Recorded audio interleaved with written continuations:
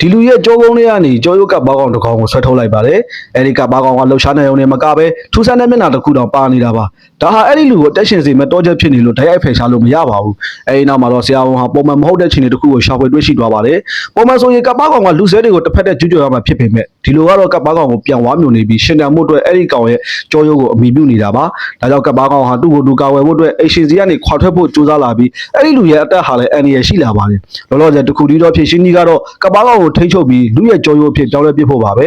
ဒါပေမဲ့မိနစ်20အတွင်းမှာကပ်ပေါကောင်ဟာအိမ်ရှင်စီကနေလုံးဝထွက်ခွာသွားတော့မှာပါခွဲစိတ်မှုစတင်လိုက်ပြီးစေရုပ်လက်တံကကပ်ပေါကောင်ကိုအရင်ဆုံးဖယ်ရှားပါတယ်ကပ်ပေါကောင်ရဲ့လက်သေးကိုထိလိုက်တဲ့အချိန်မှာအဲ့ဒီလူကလည်းလိုက်ပြီးတုတ်ပြန်မှုရှိနေပါတယ်အဲဒီနောက်မှာတော့ကရိယာကအဲ့ဒီလူရဲ့ပျက်စီးနေတဲ့ကြောရုပ်ကိုတိတိကျကျထုတ်ယူဖို့လှုံ့ဆော်ပါတယ်ခွဲစိတ်မှုရဲ့အရေးကြီးဆုံးအချိန်မှာတော့ကပ်ပေါကောင်ဟာရုတ်တရက်ခဏမငြိမ်ဖြစ်လာပါတယ်သူရဲ့ထလာတဲ့လက်သေးကဆရာဝန်ကိုချက်ချင်းမဲ့ထင်ရစေခဲ့ပါတယ်ဒါပေမဲ့ဆရာဝန်ကတော့ခွဲစိတ်မှုကိုဆက်လုပ်နေလို့မှာပဲထိချုပ်ရေးကရိယာလှုပ်လာပြီးကပ်ပေါကောင်မလှုပ်ရှားနိုင်အောင်အများဆုံးပိတ်လောက်လိုက်ပါတယ်အဲဒီနောက်မှာတော့ကပ်ပေါကောင်ကိုလျှက်စစ်ရှော့ပေးလိုက်ပါတယ်အစာပိုင်းမှာတော့မိတ်ဆာကောင်တို့အော်ဟစ်နေပေမဲ့မကြခင်မှာပဲအဲ့ဒီအတန်တွေဟာလူစကားတန်အဖြစ်ပြောင်းလဲသွားပါတယ်နောက်တစ်စက္ကန့်မှာတော့ကြားလိုက်ရတဲ့အရာကြောင့်လူတိုင်းဟာစွန့်အားပြီးအံ့အားတင့်သွားကြပါတော့တယ်